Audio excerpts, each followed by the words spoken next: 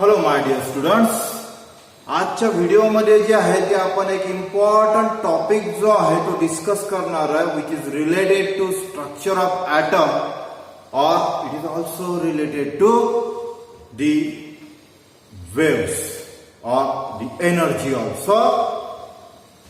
कुठला टॉपिक आहे तर टॉपिक आहे electromagnetic waves. Our topic is electromagnetic waves. In short, it is known as EM waves, or it is also called as radiant energy. Electromagnetic waves or radiant energy जे आहे ते आपल्याला discuss करायचं आहे. So ज्या previous videos मध्ये ज्या काही आपण ॲटॉमिक थिअरीज डिस्कस केल्या, आपण डाल्टन्स ॲटॉमिक थिअरी डिस्कस केली. त्याला ओव्हरकम करण्यासाठी म्हणजे त्यामध्ये जे काही ड्रॉबॅक्स होते ते ड्रॉबॅक्स जे आहेत ते ओव्हरकम करण्यासाठी जे थॉम्सननी जी आहे त्याची थेअरी जी आहे, जे थॉम्सन्स ॲटॉमिक मॉडेल जे आहे ते तिथे त्यांनी संपूर्ण जगासमोर जे आहे ते तिथे मांडलं. त्यामध्ये सुद्धा काही ड्रॉबॅक्स जे आहेत ते आले. त्याला ओव्हरकम करण्यासाठी त्या थेअरीवर जो आहे तो रुदरफोर्डनी रिसर्च केला आणि त्यांनी त्याची थेअरी जी आहे ती पुट फोर्थ केली in front of the whole world. But त्यामध्ये सुद्धा काही ड्रॉबॅक्स जे आहेत ते आले आणि त्यावर मग रिसर्च करायला सुरुवात केली नील्स बोर.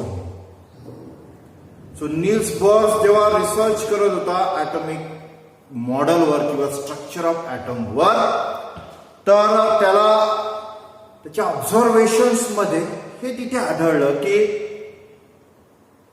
एनर्जी जी आहे ती दोन टाईप मध्ये जी आहे ते ऍक्च्युअली तिथे कन्सिडर केल्या जाते किंवा आढळते.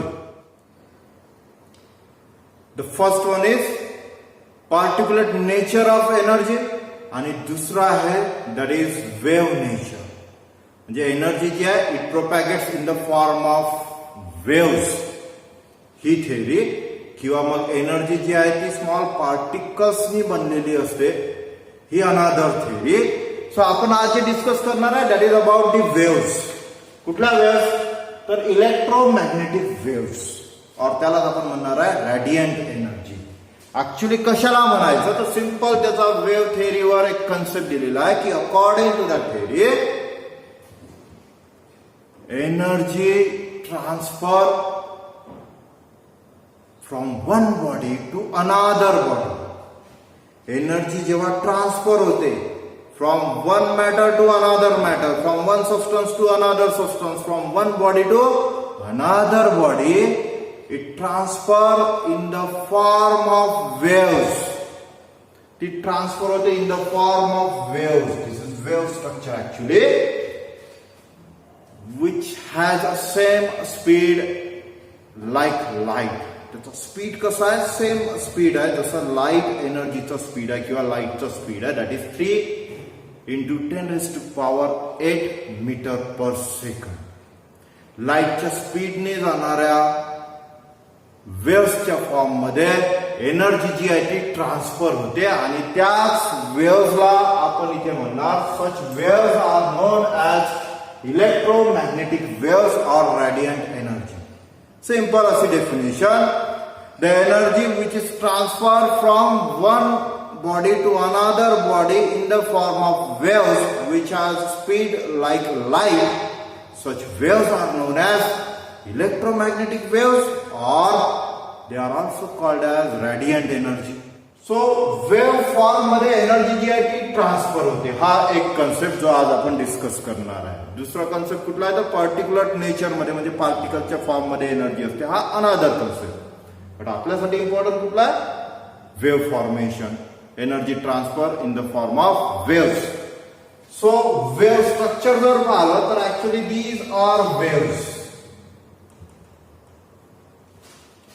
एनर्जी ट्रान्सफर होते when it propagates. Propagates means when it travels from one point to another point, from one place to another place.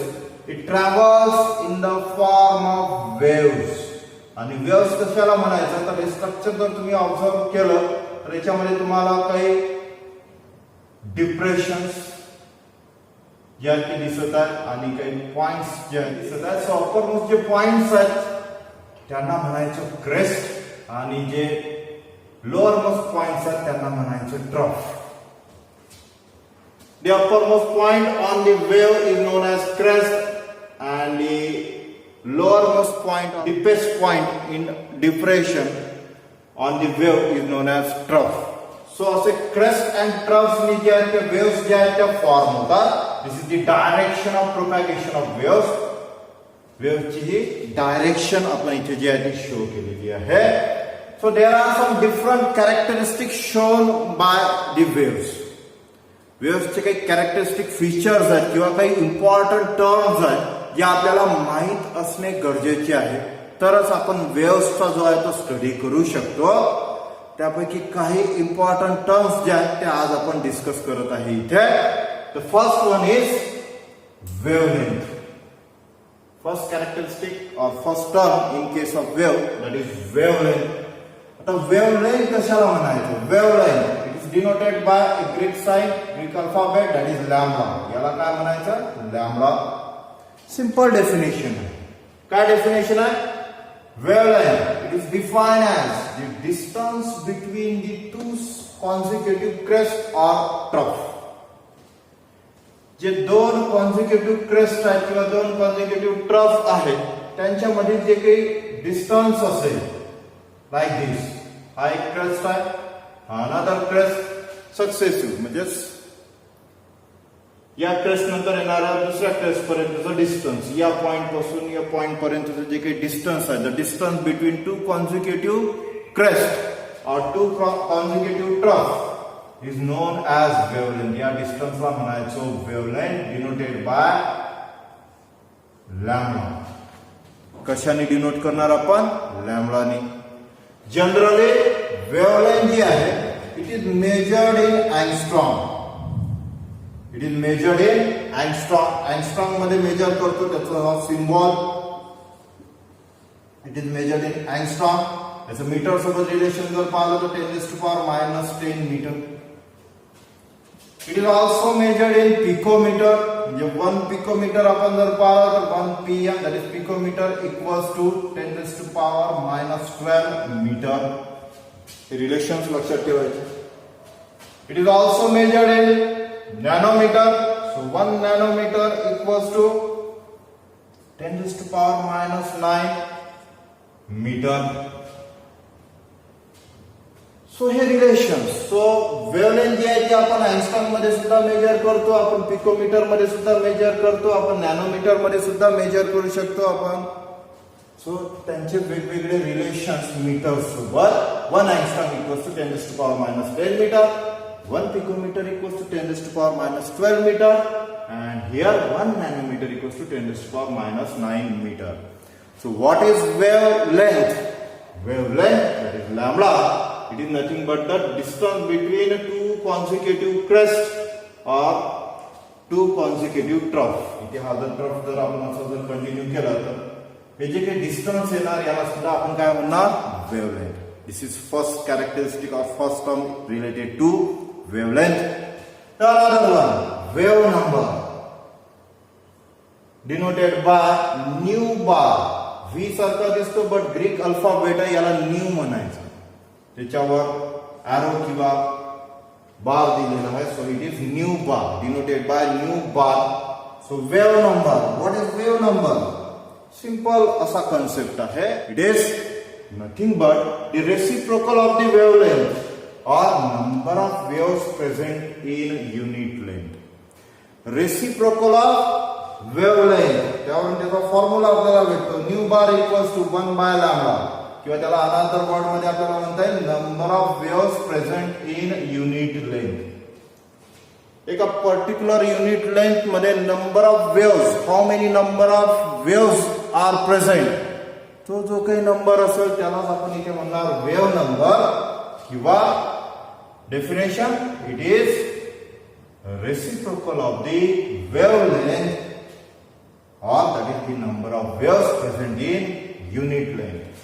So wave number, that is nu bar, measured in terms of centimeter inverse और metre inverse असे units जे आहेत ते आपण तिथे use करतो for the measurement of wave number.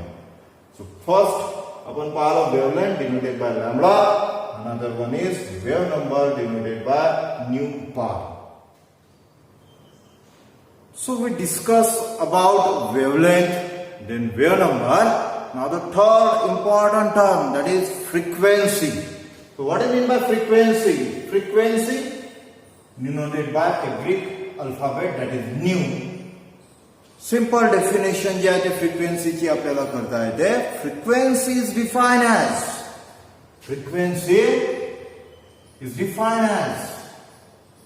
the number of waves. The number of waves which pass through a point in 1 second. एका सेकंदामध्ये एखाद्या पर्टिक्युलर पॉइंट मधून how many number of waves जे आहेत ते पास करत आहेत, किती वेव्स जे आहेत त्या पास होतात एका सेकंड मध्ये एका पॉइंट मधून, त्याला म्हणायचं frequency. That is known as frequency. So simple definition. Frequency of wave is defined as the number of waves which pass through a point in 1 second. The number of waves which pass through a point in 1 second is known as frequency of a wave. It is measured in, त्याला आपण major करतो त्याचं जे काही unit आहे याचा unit, that is hertz. HERTZ, that is hertz, denoted by symbol HZ, H capital small z. So HZ, that is hertz, or it is also measured in second inverse. It is also measured in second inverse or cycles per second, or it is also measured in cycles per second. So लक्षात ठेवायचं, frequency SI unit is hertz, किंवा मग second inverse मध्ये सुद्धा आपण major करतो, और it is also measured in cycles per second. Waves जे आहेत एका सेकंड मध्ये एका पॉइंट मधून किती पास होत आहेत त्यालाच आपण म्हणत आहे इथे फ्रिक्वेन्सी, डिनोटेड बाय न्यू.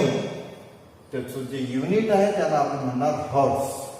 हर्ट्सचं एक रिलेशन दिलेलं आहे, 1 hertz equals to 1 second inverse. हे रिलेशन जे आहे ते लक्षात ठेवायचं. सो सिंपल मॅनर मध्ये पुन्हा एकदा डेफिनेशन आपण पाहू word to word. Frequency denoted by nu definition. Frequency of wave is defined as the number of waves which pass through a point in 1 second. यालाच आपण म्हणतो फ्रिक्वेन्सी. अशी एक सिंपल डेफिनेशन, एक simple term, that is frequency. Now the another one, next term जी आपल्याला discuss करायची आहे, that is amplitude. Diagram आपण जर पाहिलं तर हे आपल्याला वेव्स जे आहेत ते दिसत आहे तिथे. सो वेव्ह फॉर्मेशन होत आहे तिथे. हा जो अप्पर मोस्ट पॉइंट आहे याला आपण क्रेस्ट म्हणत आहे, आणि इथे या डेप्थ मध्ये जो पॉइंट आहे डिप्रेशन मध्ये त्याला आपण ट्रफ म्हणत आहे. सो त्याच बेसिसवर आपल्याला एम्प्लिट्यूड जो आहे तो तिथे डिफाइन करता येतो. So amplitude denoted by A. The amplitude of wave is defined as the height of crest or the depth of trough. Mean position पासून, याला मीन पोझिशन म्हणायचं. मीन पोझिशन पासून क्रेस्टची हाईट जी आहे ती किती आहे, हे जे काही डिस्टन्स आहे, ही जी काही हाईट आहे, याला आपण म्हणणार एम्प्लिट्यूड. याला काय म्हणतो आपण, एम्प्लिट्यूड. और हा जो ट्रफ इथे दिसत आहे, ही जी डेप्थ दिसत आहे, तर हा जो डीपेस्ट पॉइंट आहे तो किती डेप्थ मध्ये आहे, ती जी काही मेजरमेंट आपण करणार त्याला सुद्धा आपण काय म्हणणार इथे, एम्प्लिट्यूड. सो एम्प्लिट्यूडची simple definition, amplitude denoted by A. The amplitude of wave is defined as the height of crest or the depth of trough is known as amplitude. त्यालाच आपण काय म्हणणार, amplitude. So overall, these are some important characteristics of waves. या काही important characteristics आहेत ज्या आपल्याला use करायच्या फ्युचरमध्ये, ज्या काही थेअरीज आपण पाहणार आहे त्यामध्ये.